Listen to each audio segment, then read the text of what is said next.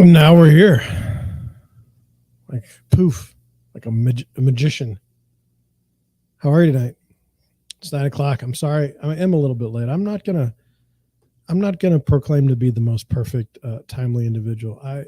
I'm a busy fellow, and let me just check on something. Okay. And sometimes I'm not going to make it on time. Other times I'm not even going to declare that I'll be on. Like tomorrow night, I have to show a house at 6:30 with one client, and then a different house with someone else at 7:15. And I normally need about an hour, get my thoughts straight. Somebody might want to write an offer. I've got to write an offer for somebody.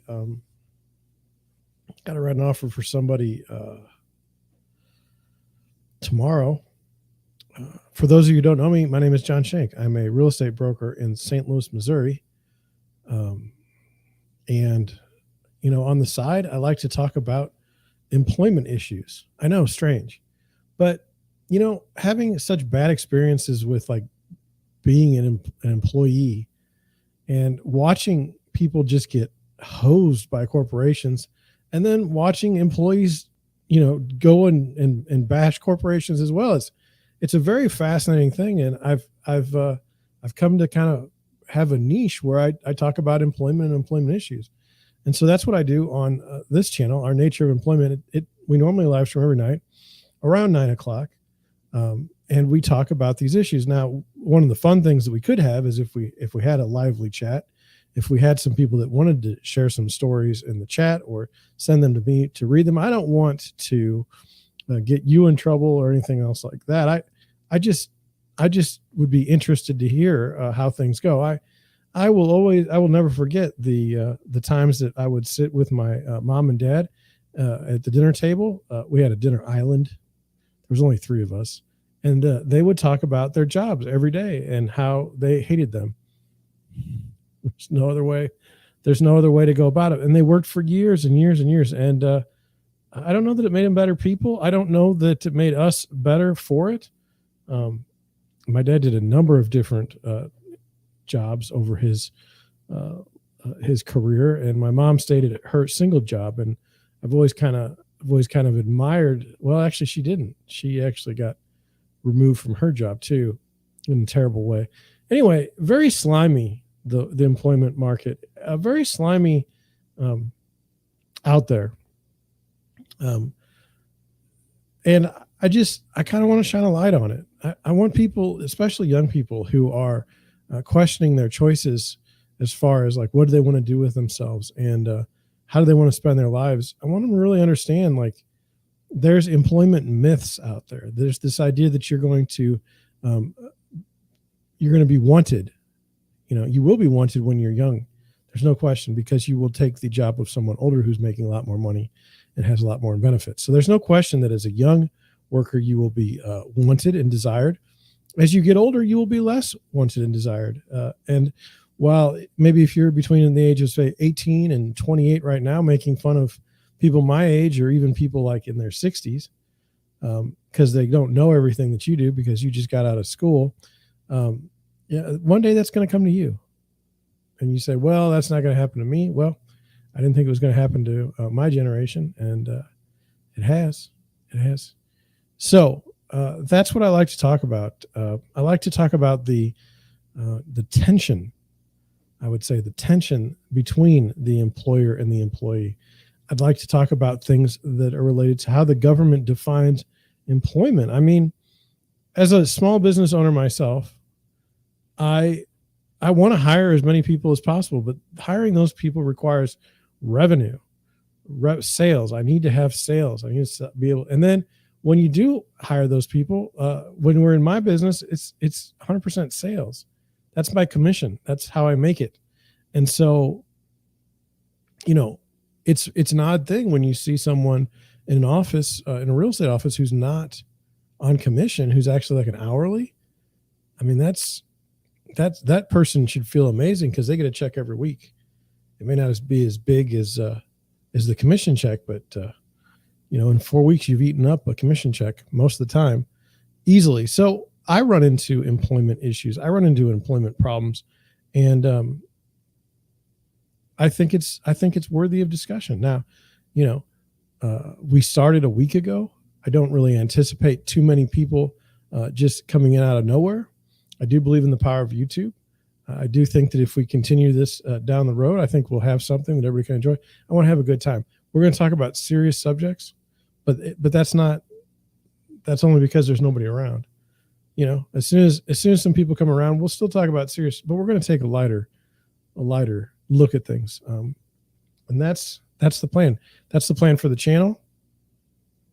I know there's people out there that love to talk about their jobs and what idiots their bosses are, or how bad their employees are. And, you know, do we want to hear whining and complaining? Not so much, but interesting things that happen on the job. That would be where I'm at. So without further ado, let me give you a bit of an update, or a preview actually of things that are here to come. So we're going to talk about pay transparency and how that could be good. We're going to talk about a thought piece, the future of work, 2022 and beyond. We're going to talk about employee tracking, which always makes me uncomfortable, sexual misconduct at work. You know, you go to work and you're trying to do a job and you're trying to get paid for your job, and then some dude is all just, you know, giving you sexual misconduct things to worry about. That's off-putting, and that's something I wanted to kind of bring up today. There's some things that aren't some great plans. We're going to talk about the United Airlines workers being able to come back to work after not being vaccinated. We're not going to have a discussion really on whether that's good or bad, but just kind of how that kind of works. Then we're going to talk about an article that says workers have the upper hand. And then I had another one that is about working multiple jobs, and is that covering up issues within the economy? Is that covering up issues within the labor force? And so that's kind of where I'm at. I think that that's going to be enough for today. I've noticed on my live stream in the morning on the Realty Stream, I don't have the opportunity. I tend to not get to the articles until the end. I only do 2 or 3, and then it's time to go. Excuse me. On the live stream here on Our Nature of Employment, it takes longer to do all the articles that we do, like, because there's no like show segments. It's all just articles right now, and it's not a complaint. It's just an observation. We'll go through 5 or 10 articles, whereas the Realty live stream doesn't do that many at all. Now you may say, John, where's your guests? We will have guests. We'll have guests. Right now, it's hard. I think I have 7 subscribers. If you'd like to get guests, I need to ask a personal favor of you. Would you please subscribe? Okay. Now, if you subscribe, and then we can get your friends to subscribe, then I can get to 1,000 subscribers. What does that do? Well, that monetizes the channel. That means I can have super chats. If I can have super chats, that gives me some cash to be able to build the station, the channel out. But it also allows me to say to somebody that might consider coming on, hey, I've got 30,000 followers and you've got 30,000 followers. Why don't we do a live stream together? You know, let's just have one. And I'm totally open to that, except for the people that I do my live streams with have to be people that are somewhat interesting and not hardcore sales. I just don't need it. I'm not that guy. I'm not a shill. If you have a roofing company, you want to talk about roofs. All right, I guess. But I mean, I don't want to. I mean, I don't think my audience wants to either.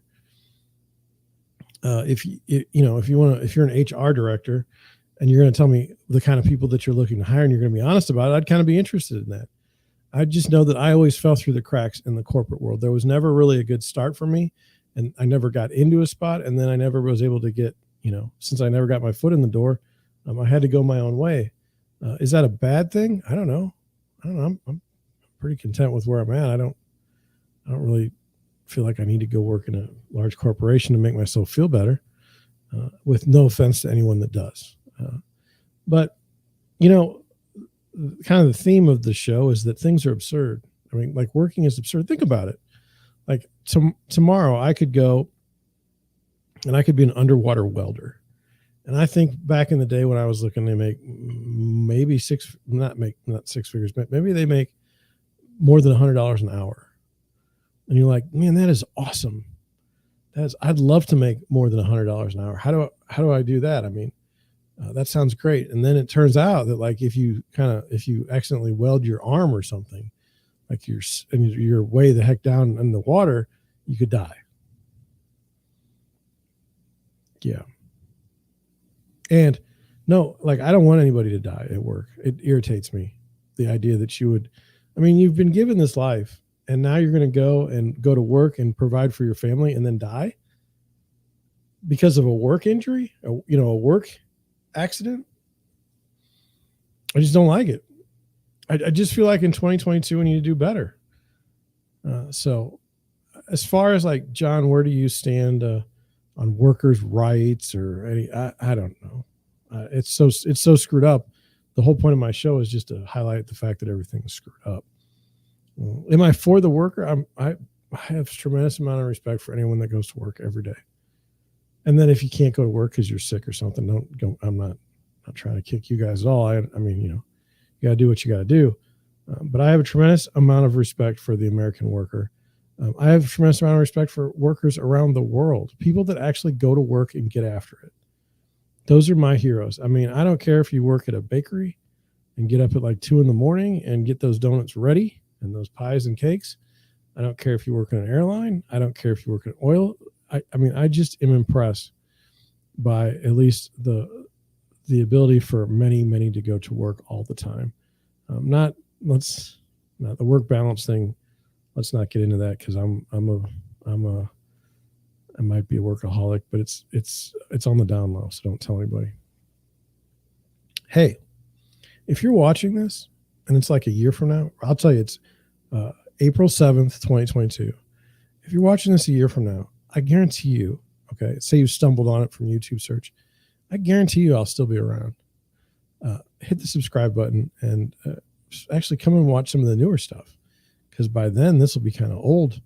But I think a lot of these stories endure. I don't think these are things that go away. I don't think these are problems that are going to leave us. And so with that being said, let's get started on the first article. Now let me get to my screen that I like. And I do this, and I do this, and I do that, and I do this. Now I check, and we're good. Okay, so this is the first article I found that I thought was kind of interesting. And it says, pay transparency is a surprisingly good employee retention strategy. Now, in an organization, how many people do you think know what your salary is? Let's say you have an organization of 100 people.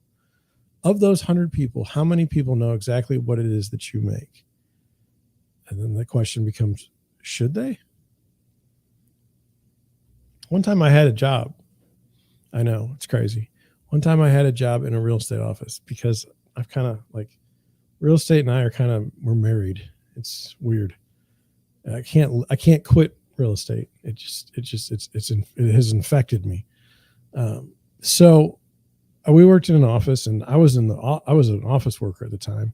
And there were other office workers. And one day somebody said, hey, I make this much an hour. How much do you make? And I was like, I don't really know. I don't think I should tell you. This is me. I said, I don't think I should tell you. I don't think I'm supposed to talk about it. And they're like, that's cool. And then somebody else in the group said, like, I make this. And so then the person that asked got all angry and uppity when they found out how much the other person makes versus what they made. So then it got to be like a problem. And then the solution to the problem, and I'm not kidding you, the solution to the problem was the manager said, you're not supposed to talk about what you make. So knock it off. That was it. There's no long-term, drawn out situation. And so with that being said, I think I know this sounds crazy, but I think everyone's wages should be public.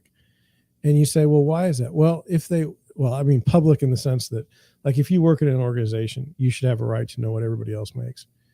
And you say, well, why is that? Well, I'll tell you, it's not that I think that everyone is worth the same amount of money.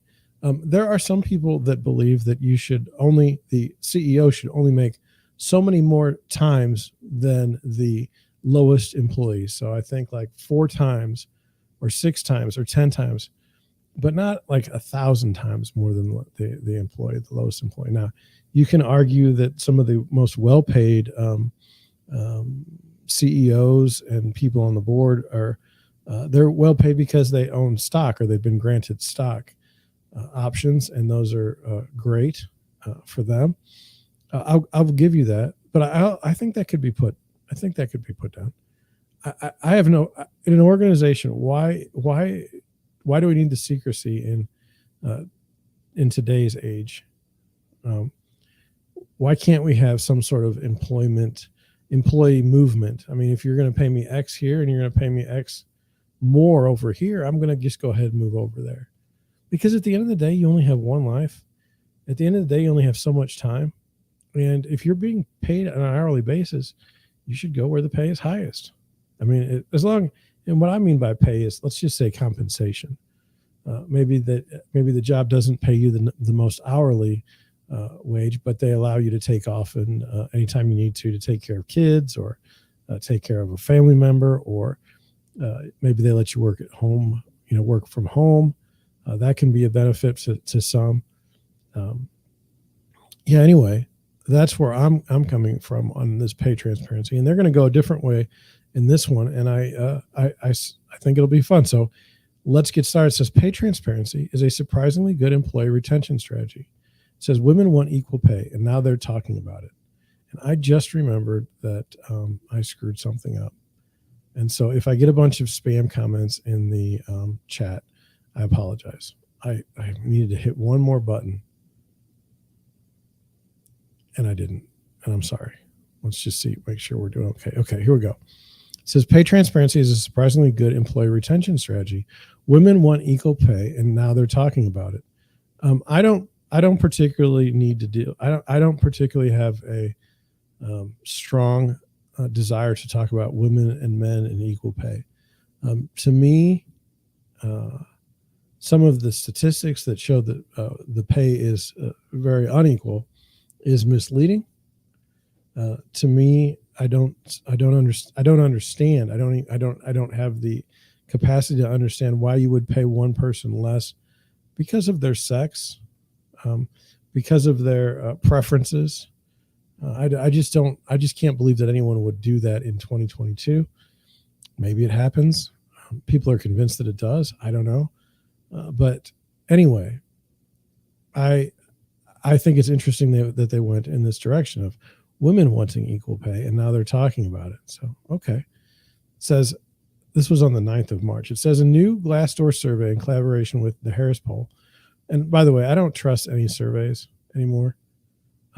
I do trust Rich Barris at the People's Pundit, but I don't trust any of these polls. And someday maybe I'll be good enough to get him on the show to tell me about how you rig the polls. I think it would be an enlightening discussion, because I don't think people realize how people, how the world uses polls to push forth agendas. It says 85% of women believe they deserve an increase in compensation.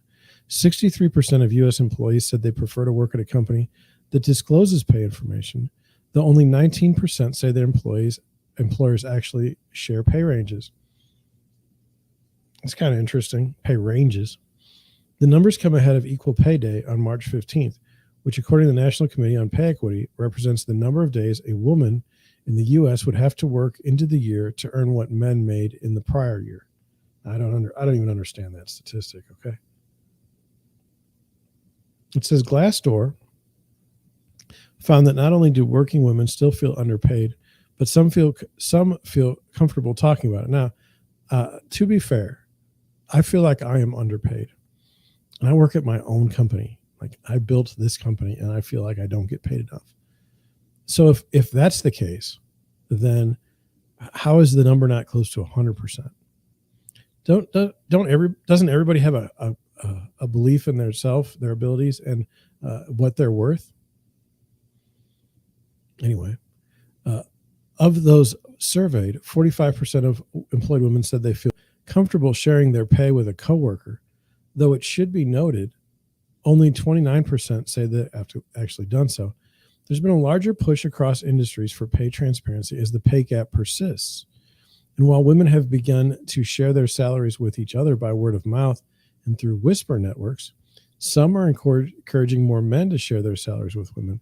Men in tech received job offers about 3% higher on average than women, according to a 2020 data tracked by HiRed.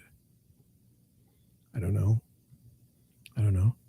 The number of companies sharing salary ranges is expected to increase in the coming months as cities like New York City begin to enforce pay transparency laws.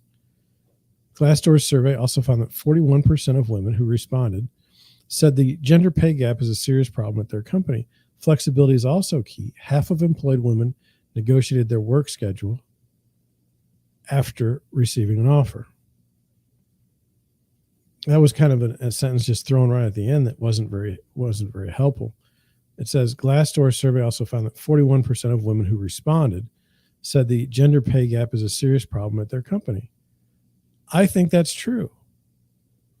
I think that if you went to work anywhere and you actually paid women less, you actually did it, and you even had it on the transparency chart, like you show, here's it, Steve over in accounting makes S, Missy over in accounting makes Y.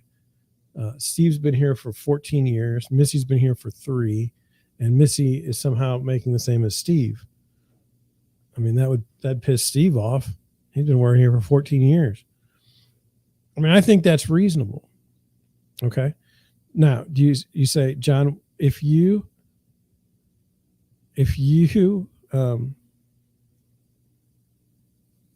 hire people, are you going to give them pay transparency? Well, this is a very interesting question indeed. What if my workforce that I hire doesn't want other people knowing what they make in the organization? Now what do I do? Excuse me. Yeah. We've talked about it and we've said, hey, equal pay, transparency. Now, equal pay is an issue that I don't like. As far as I just wish it would be, everybody gets paid what they need to get paid. But we've talked about how pay transparency would be wonderful.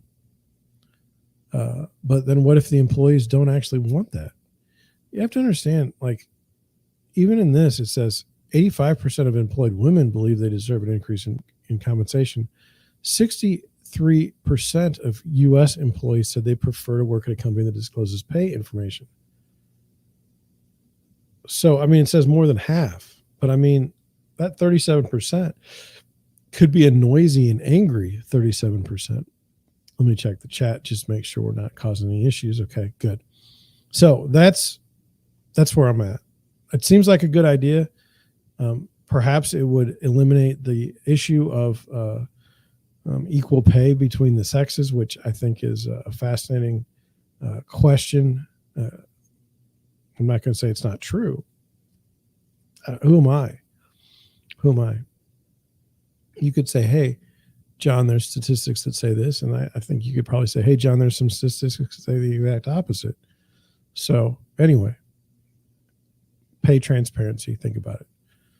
Next article. This is, I'm trying to check the time because I want to put a marker in for my boomer audience that wants chapters. Okay. Thought this was interesting because it's kind of the way we're looking at things. It says the future of work in 2022 and beyond. Now, I've always been fascinated with this concept of what I would call futurism. This idea that you can know what's going to happen in the future, or you can build a future. I know there's people that are actually called futurists, and that's their whole job, is to kind of hypothesize and come up with ways we're going to live differently in the future. Now, I just want you to understand that I grew up and we saw the Jetsons, and at the time the Jetsons were an old show, but now, we all expected flying cars. We all expected to live in buildings. We all expected to have a robot, a robot housekeeper named Rosie. And none of that happened. And the Jetsons looked an awful lot like the Flintstones, which was problematic for me because, the we don't want to go back to the Flintstones, I don't think. Okay.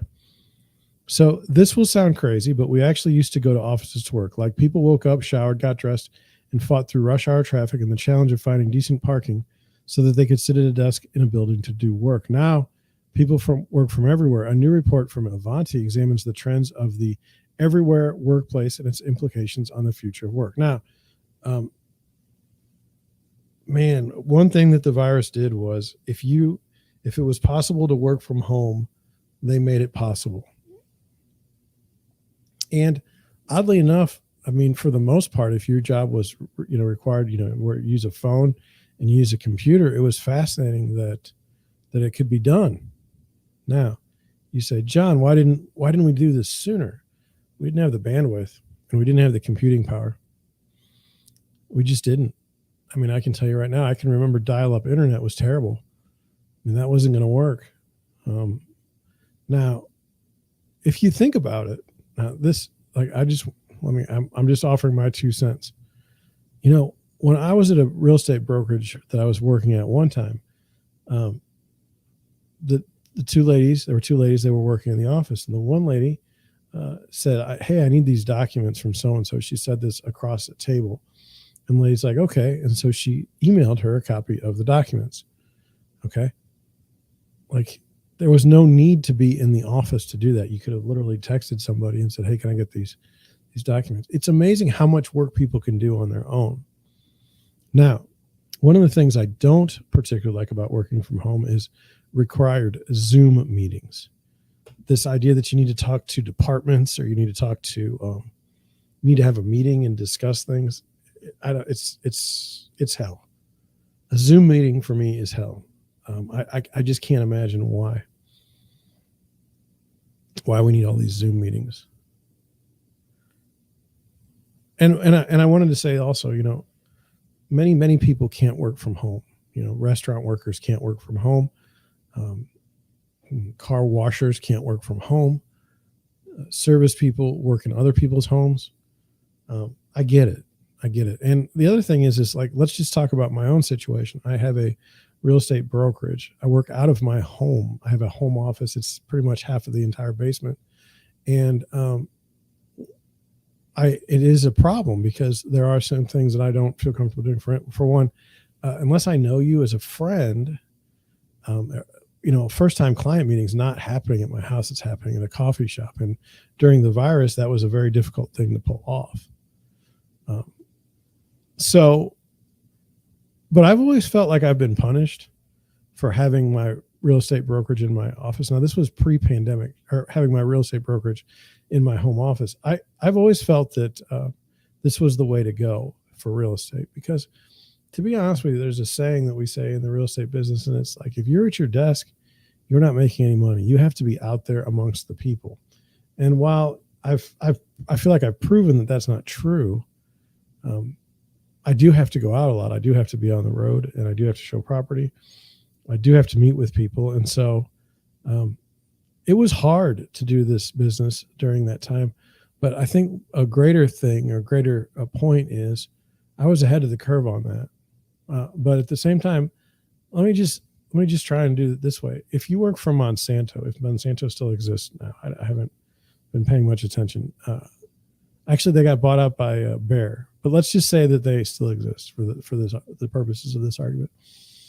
If you work at Monsanto and you work from home, you still get to tell people that you work for Monsanto, and people don't question the fact that you work from home. If I say I am the president and managing broker for Deerwood Realty, and I work from home, people are like. And so what I would say to that is we haven't exactly gotten our hierarchy figured out yet. And I think that there's still a stigma for people that work from home. Let's continue. Digital transformation or death. A lot has changed in 2 years. It's hard to imagine that at this time in 2020, I just returned from an RSA conference in San Francisco and had plans to travel to Austin on business the following week. And then the COVID-19 pandemic changed everything. As regions implemented quarantine protocols to limit the spread of the virus, businesses had to be shifted overnight to a completely remote work from home business model. It did. but it didn't make it better. Like, I'm just going to explain to you something that's always plagued me, and that's I have trouble hearing on the phone. I don't know why, but for some reason I've never really been able to hear on the phone correctly. I don't do well in cold calling or telesales because of that. But if I can schedule a meeting, an appointment to meet you in your office or meet you at your home, I can sort of get ahead. That's just the way I am. Corona really killed that ability for me. The ability to not be able to go out and meet with people killed my business because I'm not good on the phone. I'm not particularly good on the phone, and my texting. I have a little bit of sarcasm in my text, and it's hard to understand sarcasm on a phone, on a text. So that's another problem. Anyway, most organizations initially treated it similar to a natural disaster response, as if we just needed to get through a couple of weeks and then things would return to normal. That did not happen. After a couple of weeks went by and it started to sink in that we were in this for the long haul, organizations that were already engaged in digital transformation accelerated their plans. And businesses that hadn't yet considered digital transformation found that failure to embrace it would likely be fatal. Yeah. We're not going back, it says. The results, however, have been impressive. While the circumstances that got us here are tragic, the outcome to the shift of working from home have almost been universally positive for the business and for the employees. With COVID-19 finally starting to seem under control to some extent, businesses are starting to consider the question, what now? What does normal look like going forward? And that is a very fascinating problem. Some employers have said, get back to work. Just come back. And then some of those same employees are like, well, why? I'm doing everything. In fact, I'm probably doing more at home than I would have anyway. Now, that's one issue. There's a second issue that I wanted to discuss that was specifically related to my business, and that is when people started working from home, okay, working from home as one person, okay, is a lot different than working at home when you have a family who's, going to school online and your other partner is, going to work online. Now, all of a sudden, you need at least 4 places in the home, like at least if you have 2 kids, you need 4 places at the home where everyone can work and be in quiet, or so they're not, bothering anyone else when they're screaming into their webcams for Zoom, or when their volume is too high and it's bothering other people. So what I saw happen in the marketplace was people wanted to move to bigger homes. They needed more square footage. Well, that's a problem. I mean, we've got houses here in St. Louis that are 700 square feet. And, when a young family that was starting out, moved into what those would be called and considered starter homes, that was fine when you just came home from work and there was no issue. It's a totally different issue now when, you really don't want to, do you really want to show your bedroom, in a business setting? I mean, you're not an OnlyFans account, it's like, that's no good. So,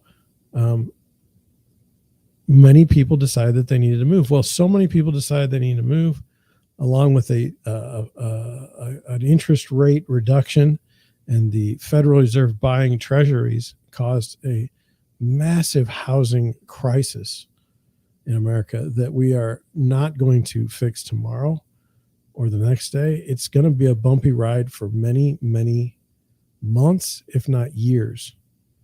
So anyway, you say, John, well, I mean, what do you care? You were the beneficiary of it. I'll tell you something. 2016, Jesus.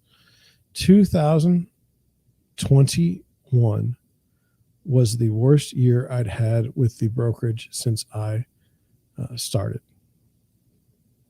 And you say, John, why is that? Why would that be? Well, so many people really jumped into the real estate market because their jobs were eliminated during the pandemic, and they needed some money. They wanted to work. They didn't want to just sit at home. But that caused a lot more people to be in the marketplace. Plus, I typically work with more buyers than sellers. It's not by design. It's just kind of the way things go. Many of my buyers will also eventually be sellers, but right now we're just trying to find them a home. And so, you try to write contracts every weekend and then not get the house. It happened for me. It happened for me all the time. It still happens for me. It's one of the worst parts of being a real estate agent is when you put in all the work and you can't close a deal, and then you have to start all over again. And so that's the way I saw it in my business. Anyway, these are, so it says, what now? What does normal look like going forward? Those are not questions that should be answered in a vacuum. Smart businesses weigh all of the factors and consider input from employees as well.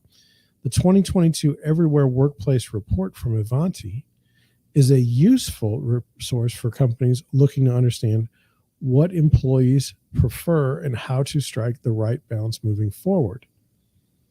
It says Ivanti, I don't know anything about Ivanti, surveyed 4,510 office workers and 1,609 IT professionals across the United States, the United Kingdom, France, Germany, Netherlands, Belgium, Spain, Sweden, and Australia to gain insight into the attitudes around working from everywhere and examine the pros and cons of remote work. Well, I think that's a laudable task. I think that the survey size is a little small, and I would prefer to know just really people in the United States. I mean, people in Belgium, I mean, they've got their own problems, you know. It says for businesses that hoped to just go back to the way things were, good luck. There's no way to put this genie back in the bottle. The Ivanti survey found that nearly 9 out of 10 survey respondents do not want to work from the office full time. Nearly half would be happy to never set foot in office again, while 42% indicated that they prefer a hybrid model that splits time between home and the office. One shocking stat is that 71% stated that they would choose to be able to work from anywhere over a job promotion or compensation increase. Now, let me just point out one thing to you that I am aware of, and that is there's a company called Honeywell. They're big. I know a few people from Honeywell that are allowed to work anywhere they want to in the country. They just have to be available to come to the corporate office, I think, like once a month. This was before the virus. So I think I can't imagine that they're, talking about now going back to the office. Now, I think a question that is reasonable to ask would be if I could get if the question is John, would you work from home or work from the office? Which would you prefer? I would say I would prefer to work from home. Okay. But I also think that there should be some sort of acknowledgement that working from home has its costs. As we talked about a moment ago, the square footage problem exists when you're a family working from home. And while it's better for maybe your fuel mileage for your car, there are some sacrifices to be made. And in my opinion, perhaps if you do work from home, there should be some sort of compensation for that versus working in the office. And I'm for everybody making all kinds of money. Don't get me wrong. But I mean, that is something that I think should be a consideration. It's not free to work from home. I mean, you have to have your own dedicated workspace. And then, it can be difficult to work from home. You can feel disconnected from others. And it's hard probably on an organizational level to get any sort of like cohesion going. This is my opinion though. I don't know. So it says, why do they feel this way? Respondents from the survey include saving money, spending less time commuting, a more flexible schedule, and a better work-life balance. I do think that working from home, especially if you had your family at the house as well, would be more beneficial. Plus, this is maybe just me, but some people are annoying. Like if I have to go to work and I have to see Bob and Bob's an ass, I don't really want to go.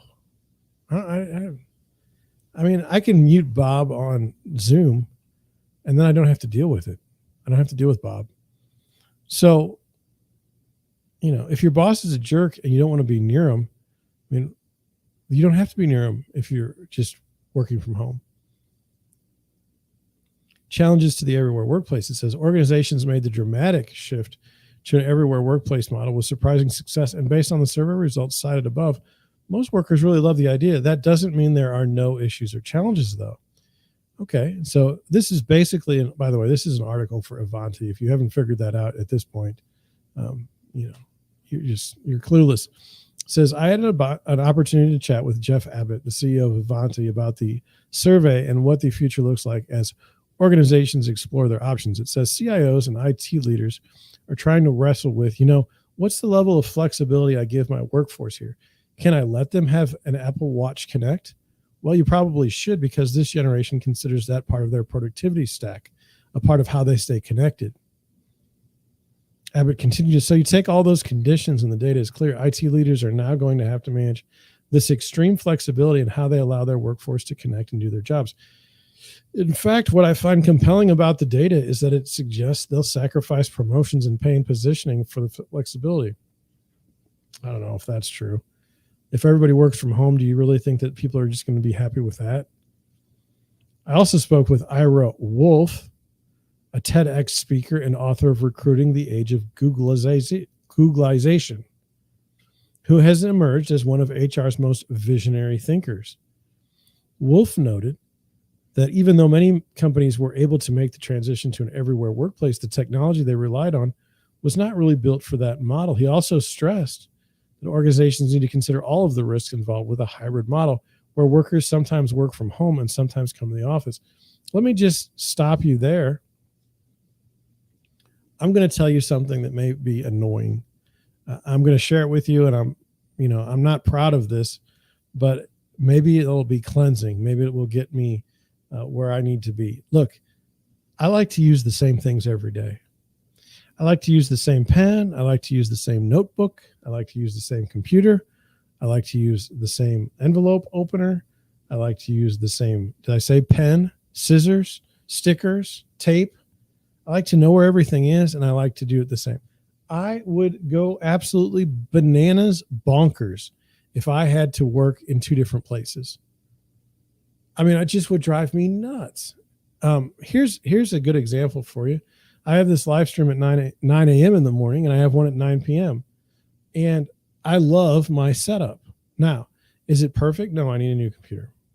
I do. I don't like the picture quality, and I would maybe spend more money on my software if it would make it better looking.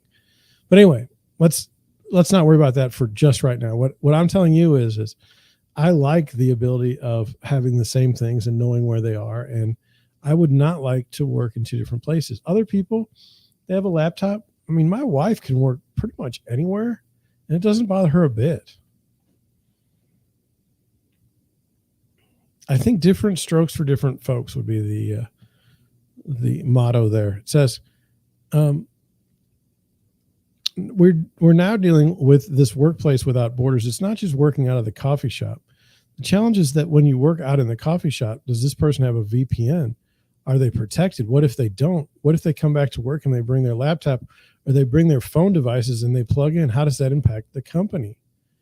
Like not as a joke. This person here is actually, I mean, they're actually worried about security of these devices. Like that hasn't been an issue before the virus. He's been on a TEDx talk, so what do we know? It says, as with all things related to business, and especially technology, there are two major factors to consider. One is the performance and productivity, and the other is security. You need both. No joke. Companies seem to have adapted relatively seamlessly to the everywhere workplace when it comes to performance and productivity, but the security element is more complex. Abbott explained to me that Avanti is working to address that challenge for customers with an automated platform to manage the full life cycle of devices, networks, and other resources. Seems like an article there. It seems like a paid article. But anyway, there's no going back. It definitely seems like the future of work will lean heavily in the favor of the everywhere workplace. Organizations need to accept that. I think everyone has, so they can ensure that they have the right tools in place to manage and secure it effectively. Check out the full Avanti 2022 Everywhere Workplace Report for yourself for more insights. Well, I mean, I'm going to go onto this screen here. I might even just go here. Hey, let's be honest. do you really need your boss like in the room next door for any reason ever? Like if they say like, hey, I need the TPX report. I dated myself there, and some of you know exactly what I was talking about. Like they can literally just like text you, or they could call you. Like there's no reason to go to the room next door. And then if they want to FaceTime you and like, you think that saves time, you can do that. I mean, I personally have Discord up, and no one's ever in my Discord, by the way. I need to set up one for our nature of employment. But anyway, I do like Discord. But anyway, I mean, like I'll just sit there and check on things on Discord. It's just basically like a chat server, So I mean, I don't know. The only thing I'll say is this: I have a friend before the pandemic that worked for an organization, and she worked from home. A couple interesting rules. One of the rules was she wasn't allowed to have her children at the house while she was working. I don't know. That seemed a little sexist to me. Would they say the same thing about a man?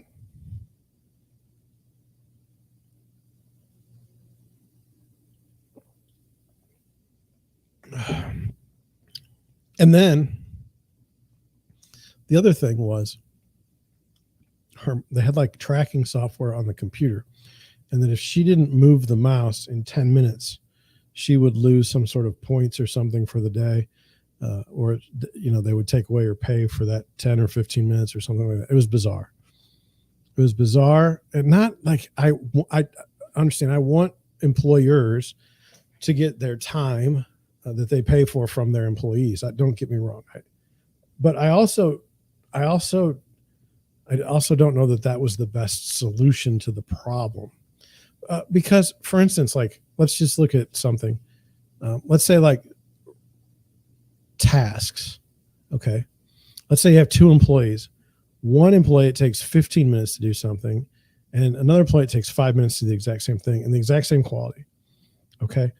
So one employee, given the 10-minute has to touch the mouse, everything, is knocking out two tasks for every one task that isn't even completed by the other employee. And you say, well, you just need to hire a faster employee to catch up with the other one. I don't think you'd ever know that. I don't think you'd ever know that unless you had this, identical task set up and things like that. So, you're kind of punishing an overworker and an underworker in that situation. That's my example. Okay. I don't know. Maybe it was terrible. Let's go back. Let's do another article. I hope you thought that was interesting. Okay. Now I thought this was interesting. Okay. I'm sorry. I burped in the microphone. Howard Leavitt. When it comes to employee tracking, honesty and proportionality are the orders of the day. Employers are obliged to maintain a safe workplace, and they're entitled to expect and enforce a productive one, regardless of work location. So now we took the article from before, and we're using that to inform us about another kind of what I would call like section of the remote work experience. Now, this is out of Canada, I believe. It says the Ontario government will introduce new legislation. I'm going to try and get late in March, mandating that businesses with 25 or more employees disclose when and how they electronically monitor them. The changes are a clear byproduct of remote work trends, but employee surveillance is by no means an invention of the digital age. Employers have always monitored and tracked workers' activities and have historically done so using means more exceptional than a mere keystroke trackers or browser monitoring. Revolutionary industrialist Henry Ford, who in 1914 more than doubled his employees' wages to $5 per day, much to the chagrin of the rest of the automotive industry, is one such example. That historic wage increase came at a steep price. Ford wanted to know when and how his employees were spending their new funds and had no qualms about going to extraordinary lengths to do so. Ford went on to create a sociological department, the sole purpose of which was to surveil employees and educate them on how not only to behave as model workers, but model citizens. The company's team of 200 investigators would visit workers' homes to ensure they were well kept, would monitor spending habits and alcohol consumption, and even went so far as to check in on children's school attendance and divorce filings. Employees who did not make the cut risked termination. Now, this was in 1914. I always like I like how we talk about the good old days, but then like sometimes the good old days weren't so great. I imagine most readers would be outraged if their employee implemented a similar policy. A swift resignation, if not a lawsuit, would be sure to follow, and that's absolutely correct. Morality enforcement of this degree is obviously not welcome in our time. We do not recommend that employers show up unannounced at employees' homes or attempt to track their spending habits. But the very nature of the employment relationship will almost always be such that some degree of monitoring is necessary, and this is particularly so when an employee's workplace is physically removed from that of their boss. Even in a traditional office space, employees cannot expect absolute privacy. There's nothing scandalous about your boss monitoring your browser history or strolling down the hall to see if you're physically present at your workstation, and as discomforting as it may be for some, employers have the same interest to protect whether their workers are stationed in a cubicle or home office. I disagree. I don't really need my boss knowing. If I work from home, I don't need my boss knowing that when I'm working. If I work at 2:00 in the morning and that's the type of job I have, and I want to get done by 10 o'clock and I want to go to the beach afterwards, that's kind of what I'm going to do. Anyway, why then should expectations be any different from when working from home? People naturally expect a greater degree of privacy in their private residences than they do in the traditional workspace. And in many cases, these expectations are well-founded, but employers are obliged to maintain a safe workplace, and they're entitled to inspect and enforce a productive one, regardless of work location. A fair balance must be struck between the two. I agree with that. I mean, I don't know. Employers are obligated to maintain a safe workplace. I mean, if the employee's home isn't a safe enough place, that's a bizarre argument. I can understand it, though. While the proposed legislation appears to be directed at transparency and employee monitoring, as opposed to regulating the actual methods employers use, any business considering the use of digital surveillance technologies should ask themselves the following. One, is the measure necessary to meet some important interests? This could be to address demonstrated drops in productivity, chronic absenteeism, time theft, or property theft, or safety-related reasons, such as where the employer has reasonable grounds to believe harassment may be taking place in the digital workspace. Gosh, I hope not. I just hope not. I don't want, digital harassment is terrible. How effective is the measure? Many employers are under the mistaken belief that the digital surveillance technologies are infallible, while employees are invariably finding ways to circumvent them. Increased digital monitoring will naturally prompt employees to seek out counter surveillance technologies. For example, Amazon's search for Mouse Jiggler, a device that simulates computer mouse activity, begets hundreds of results. Now, like we were talking about that woman that I know that every 10 minutes she had to make sure that she had moved her mouse or that she had touched a keyboard button. I feel like that is wrong. And I think that if we were designing work processes for employees who work at home, one of the things we would have to come up with is, like a set task of like, these are the things that need to be done during the day. Like within this 24-hour period, this stuff needs to be done. And then I would let it alone. The other thing is like, I would like to have, if I were a boss and I had a person working from outside the office, if I were the boss, I'd like to have 1 hour dedicated per day where I have the right as the employer to call you, to Zoom meeting you, whatever, to discuss the work of the day. Now, I don't need a whole hour for that because that's counterproductive, but I need 1 hour where we have like overlap time. Now, this could be in addition to any sort of meetings that you might have with your boss. That's a different issue. But anyway, is the loss of privacy proportionate to your right to manage the workplace? Employers should always opt for the least intrusive means of employee monitoring. I believe that's true. In any case, the keys to effective employee monitoring in the digital age are honesty and proportionality. This not only engenders trust between employers and their workforces, which can lead to significant productivity and retention boosts, it ensures that they are on the side of their legal obligations to respect personal privacy. I kind of agree. I don't think that there's anything that is earth shaking about that article. But I do think that it needed to be said. Transparency when it comes to employee tracking. I think that you as an employee should be able to know exactly what it is your employer is tracking about you. I mean, like, no, this is just creepy, but I'm just going to say it. Like, okay, let's say that you have a laptop and it has a camera. Okay. Is the employer allowed to just turn the camera on whenever they want to? I mean, that seems like a violation of privacy to me. You know, you get what I'm saying? All right, let's move on. I think this will be our last article coming up. And let me preface this by saying, if it's the one that I think, yeah, this was disgusting. And I wanted to bring it up, not because of the person, but I want people to be able to go to their job and be free of sexual exploitation, sexual abuse. I just can't imagine. Like, let's just say you're a young fellow or you're a young woman and you go to college. You spend 4 years there. Maybe you spend 2 more years on a graduate degree. You spent 6 years now going to school. You have student loan debt, and you go work for an employer and they sexually harass you. And let's be clear. I only said that because, like, you put a lot of work in. The same thing is true as, like, if you graduated at age 18 and started to go to work at age 19 in a full-time position in an office or something, and someone's sexually harassing you. That's not right. Like, ever. I mean, does that make any sense? Like, there's never a time when that's okay. And the people that do these things need to be locked up. The people, I mean, I don't have any use for them at all.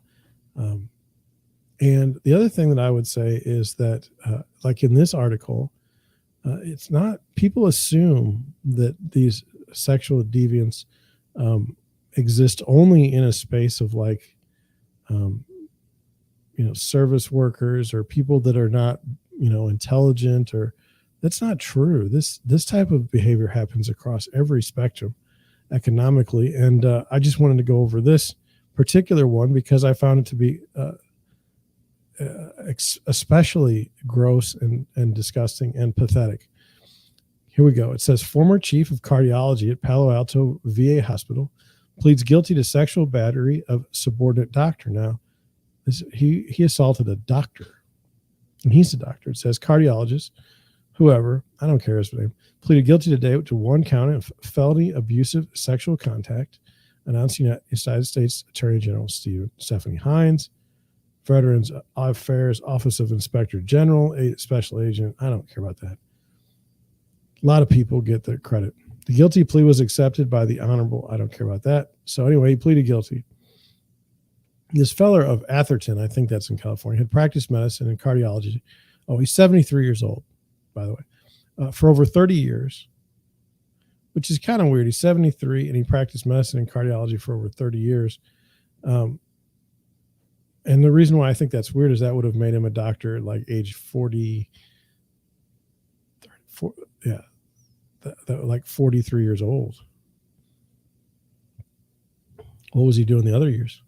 And from 1985 until 2008 was the chief of the cardiology section of the VA hospital in Palo Alto, California. According to the plea agreement, the man alleged he occupied a position of significant authority, prestige, and influence within the VA healthcare system and at Stanford University, where he had a faculty appointment in the School of Medicine. In addition, he acknowledged that as chief of the cardiology section within the VA, he was also occupied a position of public trust with overall responsibility for meeting the needs of the VA patient population. As a federal employee for well over 30 years, he was trained throughout his career on the prevention of workplace sexual assault and sexual harassment. Okay, this is so. Every job you go to these days, you have video after video about, hey, you're not to do this, you're not to do that. And yet here we are. He was aware that non-consensual sexual contact between supervisors and subordinates is coercive, unethical, and unlawful. I agree with those things. He knew, and that's why when we did the Activision Blizzard article, I believe it was last night, I was I couldn't believe that the man that had had a relationship with his subordinate was allowed to keep his job. He was able to resign in shame. Anyway, he knew that inappropriate touching, unwanted gifts, and unwelcome sexual comments can create a hostile work environment that unreasonably interferes with the victim's work performance and adversely affects the victim's employment opportunities. I agree with all those things, except for the unwanted gifts. Like if I go to say Krispy Kreme in the morning and I bring donuts for everyone, I feel like, like maybe you don't want the gift because it's like, probably not good for you, like health wise, but man, they're good. Like the donut is good. I don't know. Maybe that's not what they're talking about. Anyway, and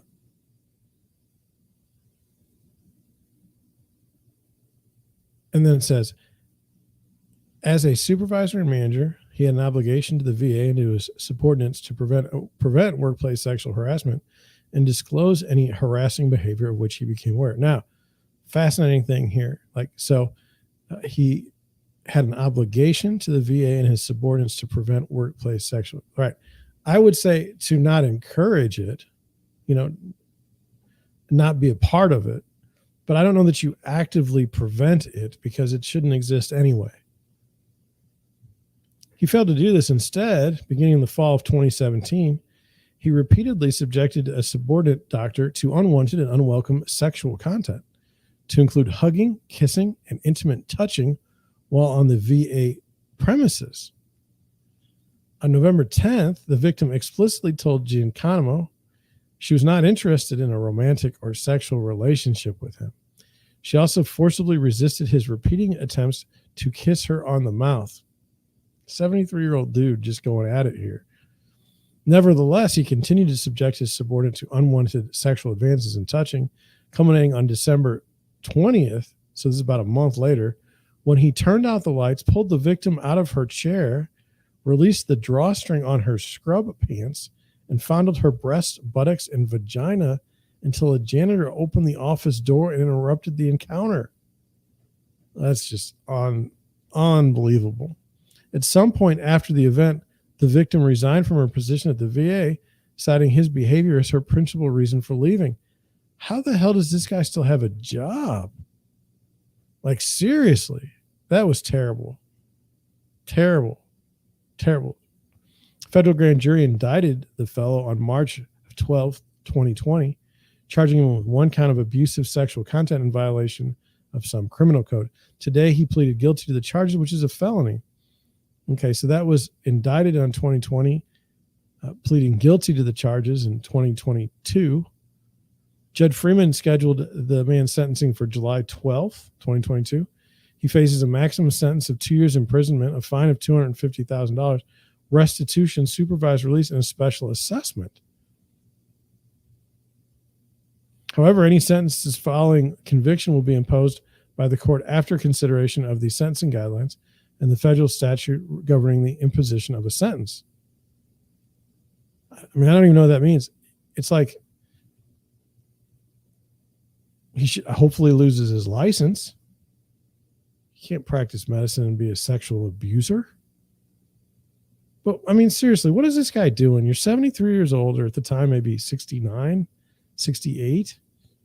What are you doing? What are you doing? Like, this is not right. Now, I mean, I just can't put my head around that. Like, what in the world? And that's, where I'm at on some of this stuff. It's like every worker has the right to go to work and not be harassed in this way. Isn't that obvious? And you say, well, John, it's obvious. And look, they're doing something about it. He's being, his life is being turned upside down. Well, that's good. But at the same time, it happened. It happened in the first place. How much of this stuff goes underreported or not reported at all? Why did this person have to resign? Why couldn't somebody have made the investigation go faster so he could be let go? I don't know. I don't know. What do you think? I just think it's disgusting. I'm not kidding. Not excited about that. So I think we had a wonderful show tonight. I really do. Went over a lot of things. Transparency. 2 transparency articles. Just good stuff. Good stuff. I'll say it again. If you want to help the show, subscribe first. Let's get ourselves to 1,000 subscribers. Let's get us to have the ability to have super chats. And then, send me stories. You can go find stories in the news. Send me stories about terrible workplace encounters. Those kinds of things are interesting to me. And we're just going to go down this path. I wanted to say thanks for watching. Tell your friends, subscribe, watch, and thank you. Thank you for giving me a platform for which to discuss some things that have always been mysteries to me, always been confusing. Why do we go to work? What's the point? Isn't this all absurd at this stage of the game, 2022? What's going on here? Like, what is real? Those kinds of things. Anyway, thank you for watching. I will see you tomorrow